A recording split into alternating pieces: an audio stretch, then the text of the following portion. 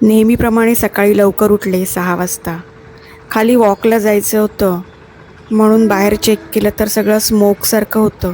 Hedge होतं ते, जे पोल्युशनमुळे वातावरणात निर्माण होतं.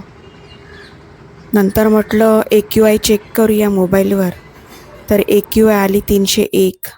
म्हटलं जाऊ दे, घरातच 12 सूर्यनमस्कार मारते. या पृथ्वीवर सर्वात प्रथम गवताचं पातं जन्माला आलं आणि त्यानंतर माणूस. गवताचं पातं माणसाला म्हणालं, तू मला सांभाळ, मी तुझी काळजी घेईन.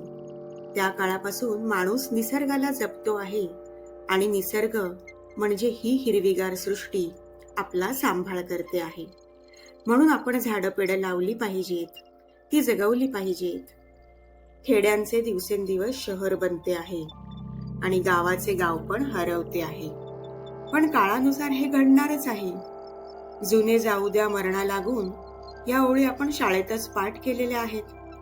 नव्या युगधर्माचा स्वीकार करताना जुने नष्ट पावणार हे आमच्या बुद्धीला नीटपणे समजते आहे. त्याबद्दल शोक करण्यात आणि स्मरणरंजनात आनंद मानण्यात अर्थ नाही. तो भाबडेपणा आपण सोडला पाहिजे. हेही वास्तव आपण स्वीकारत आहोत.